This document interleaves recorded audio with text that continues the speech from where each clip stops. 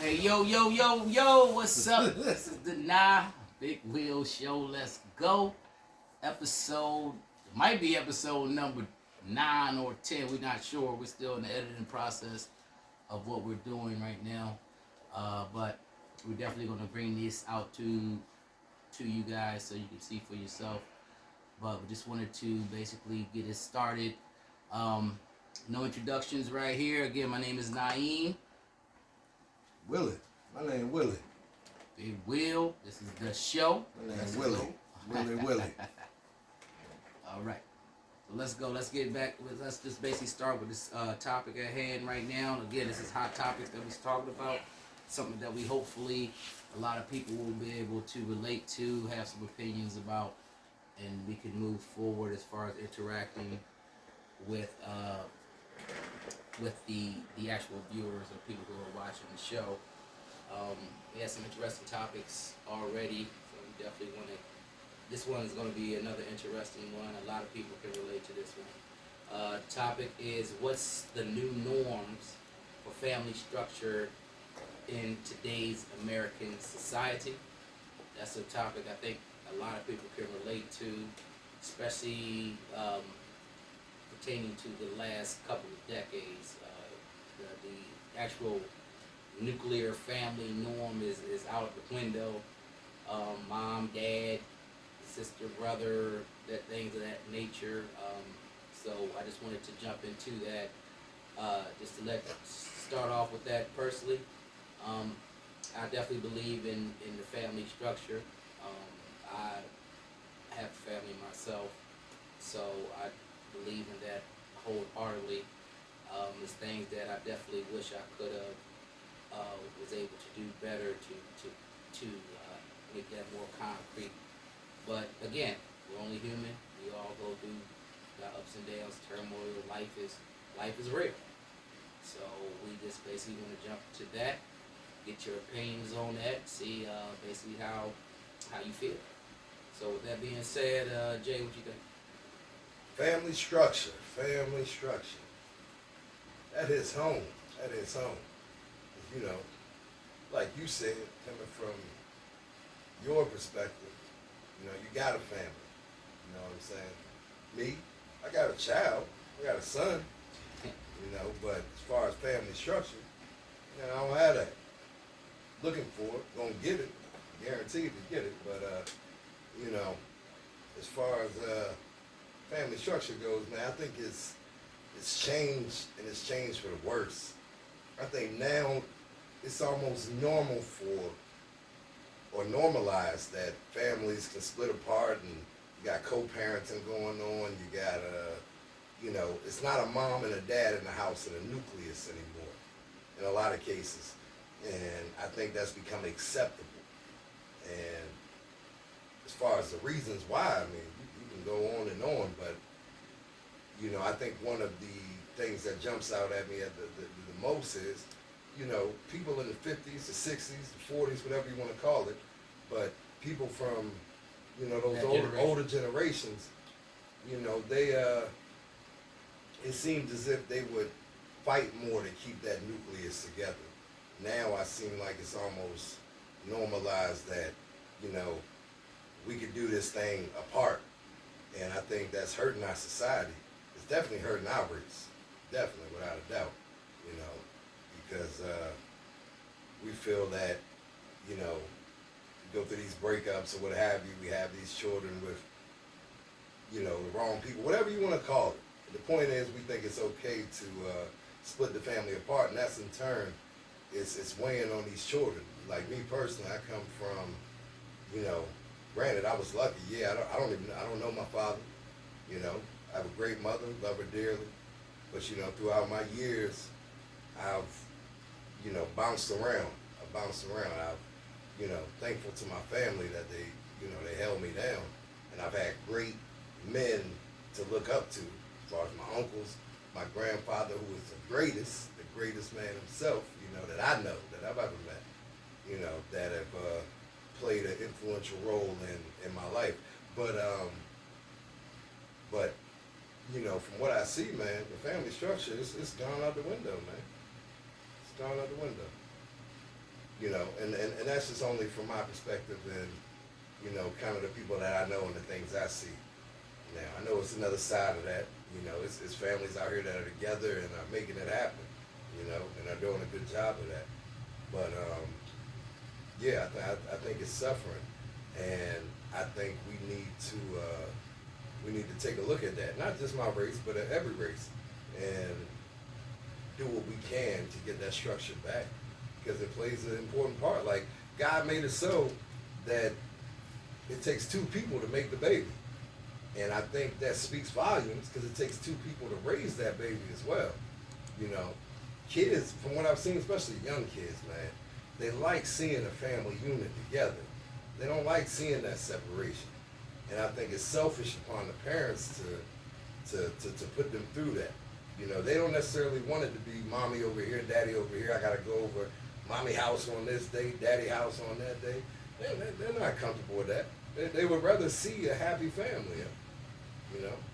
And well, it all depends, and I think that's subjective and very individualized because if the parents aren't getting along and it's hell in the house and the kids are coming home to a lot of argument, a lot of disdain and negativity, I feel that that's not beneficial to the child.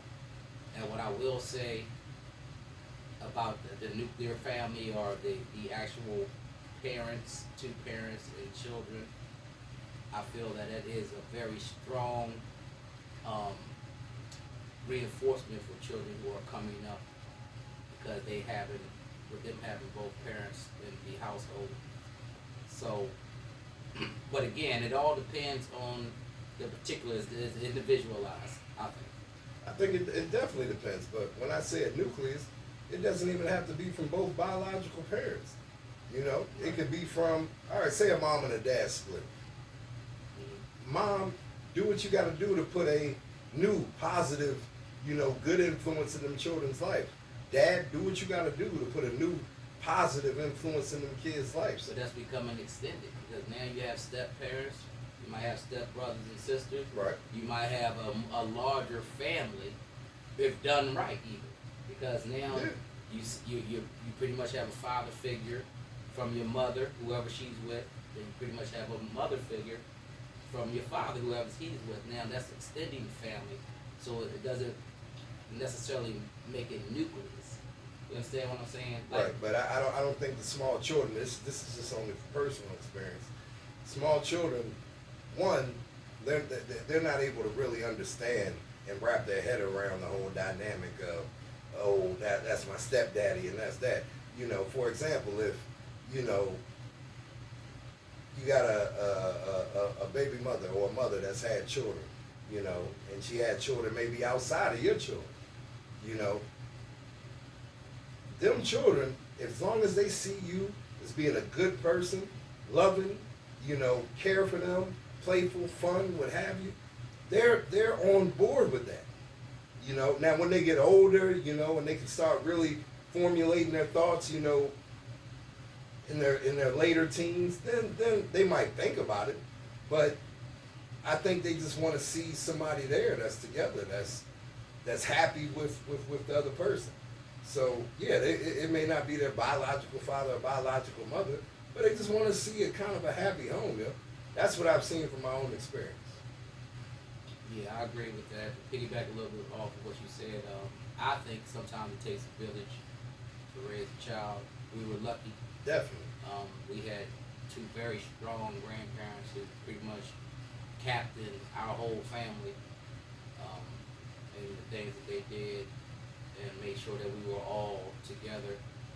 Even when it came down to businesses and things of that nature, we seemed to always have a very tight-knit family based off our grandparents. But they were a nucleus. They were together. They had many children.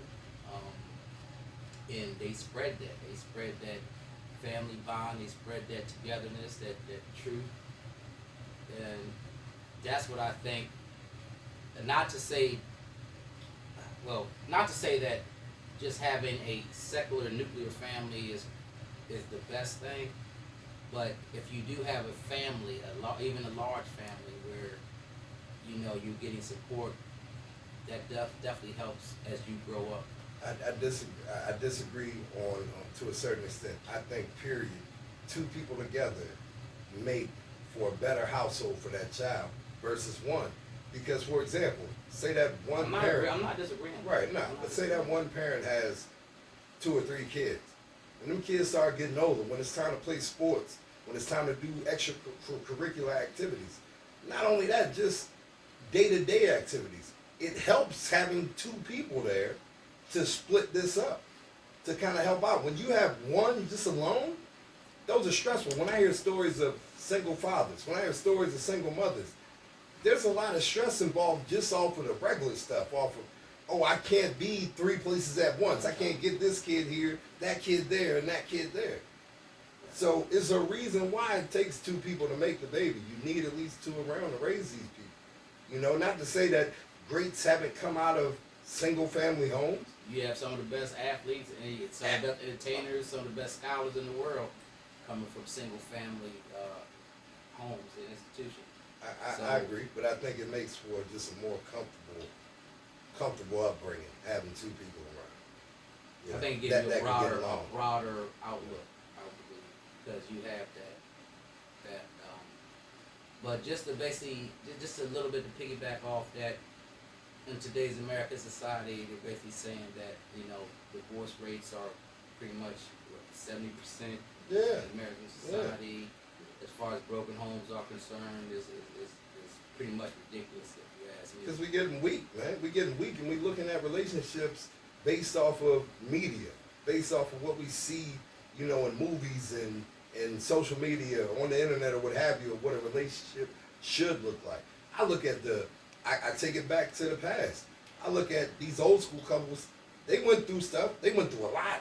But you know what? They say, you know what? Fuck that. We're going to fight to keep this thing together. And I think we've lost that. I think now it's like, you know, the man and the woman, both of them are at fault. But they'll look at it as, that person made that mistake. That person made that mistake. I better move on. I better, you know, that was too much.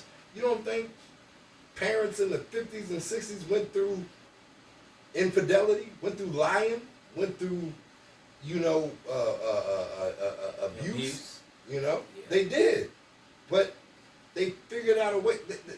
They figured out a way to keep it together. These relationships ain't gonna be perfect, man. You know, and I think it's more the fact that we as a generation, as we getting older, as generations are coming after us, you think that that's one of the reasons, because we're so more selfish, like we're more self-involved in what we want. Yep. And the minute that other person, whether it's the man or the female, starts making a few mistakes, it's held to a greater. It's almost like, oh shit, you know. And granted, none of those things are right. Infidelity is not right. Lying's not right. Physical abuse is definitely not right. You know, mental abuse is not right. It's not right. But here's the thing. Try to figure out ways to work this out. We're not perfect. Once again, we're born into sin. We're not perfect out here. So hold your partner accountable, but at the same time, be willing to work through that thick nitty gritty for the sake of these children, man. I respect that, and I agree 100%. But I will say that, you know, sometimes if it's not good. Exactly. I agree. That's why I put in that other comment of, it doesn't have to be the biological parents. But say you and that biological parent, y'all split up. Don't just, whether it's the father or the mother, you know, hold a grudge and get mad. Oh, I don't never want to be with nobody ever again because that didn't work. Nah. Go find you somebody else that was better than the last, that can contribute to your quality of life. Because I don't care what you say, that single mom and that single dad that's struggling, you know, stressing out because they got to work all these hours. Then they got to figure out a way to get their kids where they got to go and all of that. You know, I know it weighs on them. So get somebody else. Find somebody else, man, that can fill that void for the sake of the family. We got to bring that family structure back, man. It's got to get back. But how do you feel about the actual village? Because I feel like more... It takes a village to raise a child. And that's what I say when I say, you know, being from a large family, I had our uncles and our grandparents, our aunts, our cousins. We had everybody around each other. Right. That made it a lot happier for us, I believe. It definitely did. Because Definitely. we were able to, just enjoy each other's company during the times that we were coming up. But I also believe that your personal happiness is the key. If you're not happy with it yourself, nobody else is going to be happy. And I know this from my personal truths. So I would definitely be like, if you can gauge your own happiness, and if you have kids, your happiness is not the first thing. Your children's well-being is definitely the first thing. But your happiness is very important. I think it's a thin line there. I used to say that, but I think it's a thin line there because if you're not happy and you're miserable, what kind of lessons and values are you passing? What kind of image are you passing along to your children? So what do you mean by that? So I just think it's a thin line that, of course, your children come first. Of course they do. But it's a thin line as to where you also have to add yourself into that mix.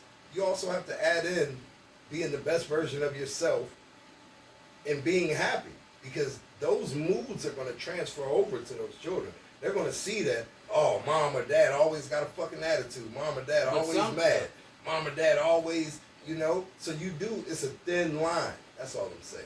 I'm not saying don't put your kids first. You do. But life goes on in this time, and believe me, I've struggled a lot coming up with my children, with my wife. We've been. I know that if I'm not happy, it's going to trickle down to them, and sometimes life can make you unhappy. Right. So how do you deal with that stress factor? Because God first. Okay, that's very powerful. That's very powerful. Extremely powerful. God first. It's got to be God first. And you guys both collectively. And once again, I say I'm not here to try to convert nobody or make somebody, find a religion. But whatever your higher power is, if you have one, you have to put that first. You and your partner together. And you have to make it about that in your household first. Yes, I believe. Like our grandparents did with us. It was about God over everything first. Yep. And along with that, that's going to bring everything together and make other things a little easier to deal with, because you all have that common bond that is God's first, it's God's way. We're seeking His way to do things. Okay. Now, with that being said, what about the people who don't believe in God? The people who they believe in happiness, they believe in life. There's a lot of atheists that probably are better people character-wise and morally wise than that man sitting in the pew talking about God first. You understand what I'm saying? Maybe.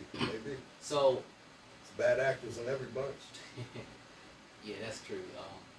But again, when we break it, we're just starting about. We're talking about the norms of today's American society, family, a man, a woman, children.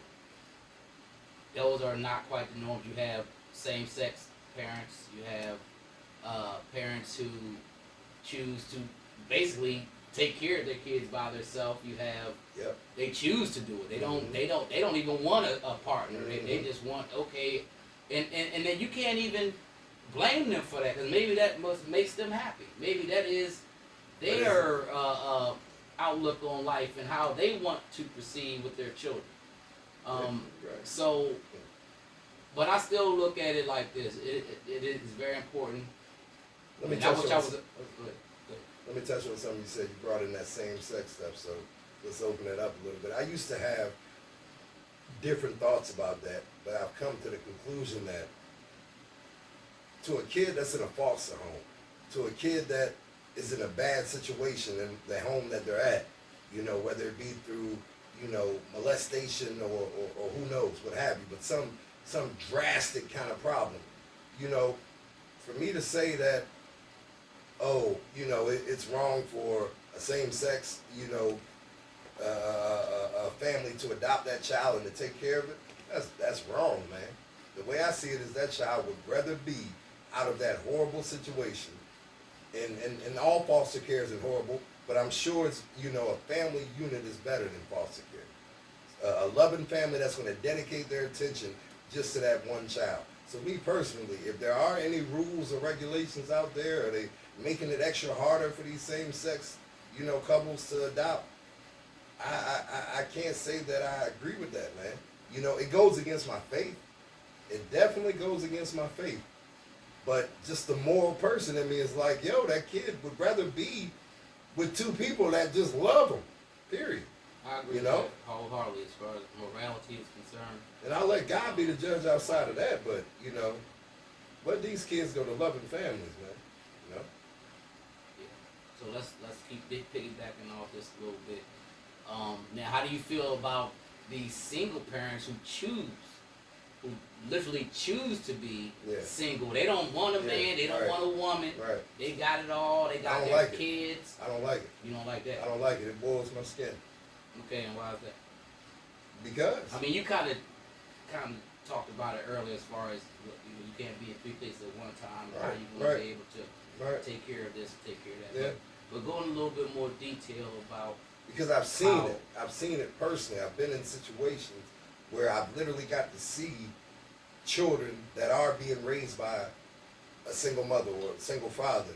And when they do get the chance to interact with that opposite sex, whether it be the father's new wife or the mother's new husband, if that other person is loving them and is putting them first and is showing them a good time and being there for them, they latch on to that. They're like, all right, yeah, that might not be my real dad, but this guy is here, you know, really trying to fucking love me, really trying to put in work with me. And it's made them happy. And that's only from what I've seen with my own two eyes. But let me ask you this is another question.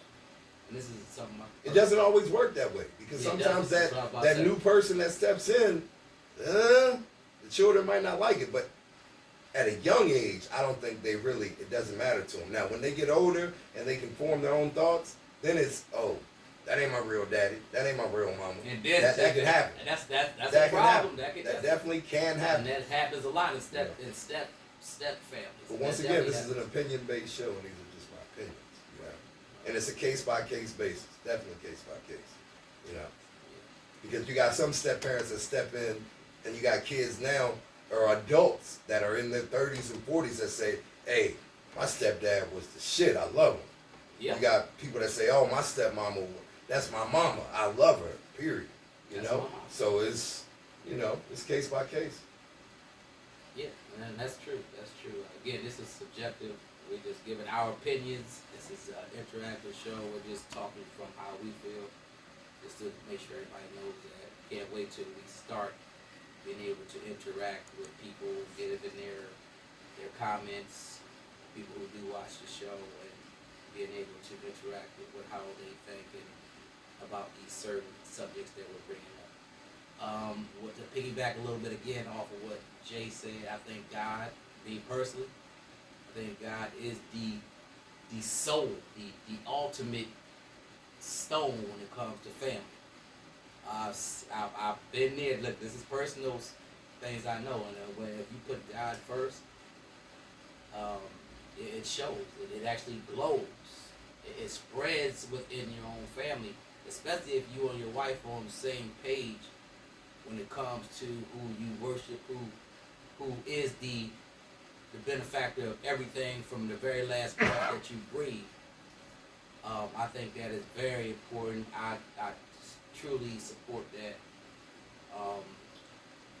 But again, this is everybody's different. You have great families that don't even believe in God, and they live great lives. You have different people who have different religions that you won't even agree with, that have great families, different cultures.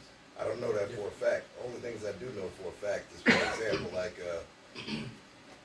let me leave that alone. You know. Why you say that? Because, you know, I was thinking back to some of the podcasts I listened to and some of these first-hand accounts of, you know, I've seen it personally. I've seen different religions. I've seen different sexes, same-sex people, right. And they live beautiful family lives. That because in some you're right. Basic probability tells us that there are going to be, you know, good families out there of all walks of faith, if any faith at all. You know. So that's very individual. That's very individually selected when it comes to that. But as far as a nuclear family goes, the family structure in the United States of America, I think that is definitely depleting as far as being a core-based family, everybody looking out for everybody, you know. And our government has something to do with that. Our way of life over here is starting to have something to do with that. Because, you know, I know people personally that, you know, the father sits there, has to work, you know, 10, 12-hour days. You know, mama's working as well because they have to do what they got to do to meet the bills. And that's not them trying to live beyond their means. That's not them trying to live in some mansion and drive a Lamborghini. That's just them trying to give their children a regular life. But given how it costs a lot more money to do that now versus what it did in 95, 85, 75, it's a little different. So, you know, just our way of life over here is taken away from the family structure. So you think it's got a little bit more progressive, more, I think, and not to go back on social media, but social media has a lot to do with what's going on in today's society. As far as from anything from how children are raised, how people look at life, how I think it has a major influence and effect on pretty much everybody in the world. So I think that has a big part to play in what's going on with family structure. As you can see, you can talk to your child, they'll be on their phone. You can go to the movies or just try to do a family event. Your child is already separated from you because his mind is already on that phone or whatever game he wants to go play. And that's fine. I mean, that's fine and dandy, but I think it's becoming, it kind of breaks up that bond when it comes down to, you know, you associating, you communicating, you are bonding with your family members. I know that for a fact. Well, I blame the parent for that. I say that's the parent's fault. It's not the child's fault because you in turn have to instill in your child, let them know your rules, your way. And in the same, with that being said, like, okay, at this time there is going to be no phone. We're going to go sit down and have dinner together. Or from this time to this time, we're not doing any social media, we're not doing any phone, we're not doing none of that. It's back to becoming, for lack of better words, old school parents in that sense. Like, look, put that up. This is what we're about to do. Period. I'm your parent, and that's what it is. You're not asking them to do anything wrong or out of the ordinary, but you're enforcing your will again into saying, look, that's okay from time to time, but right now we're going to literally focus on the family structure. You know, so I blame that on the parent. That's not on the child. It's not on the child to make itself put down that phone. That's on the mom and the dad to say, hey, this is what we're going to do. But when you got mom and dad that's right on the phone along with them, you know, nothing's going to change. Okay, now actually to piggyback off that, go down another rabbit hole that definitely has something to do with what we're talking about. Do you think that iPhones, these smartphones, this thing that we pretty much carry like a third hand everywhere we go, is a source of how people can't relate? Are we becoming more disassociated, more just desensitized to everything because of that? Yeah, with everything you have to have rules and regulations. You have to set those for yourself. You got to be able to, it's a term called detachment, and you have to be able to detach and look at the situation and say, hey, if the technology is used in the right way, it can help benefit and take me to another level that I've never been. We literally have a supercomputer in our pocket. It's on us and how we choose to use it. Right. That's pretty much what it is. We have never had this type of technical capability that we have today. And I think it's kind of scary, but I think it's very beneficial. It all depends on how we use it. Pick it back up. All right, so with that being said, this is the Big Will Show. Let's go. Peace. Peace and love. Blessings. Right.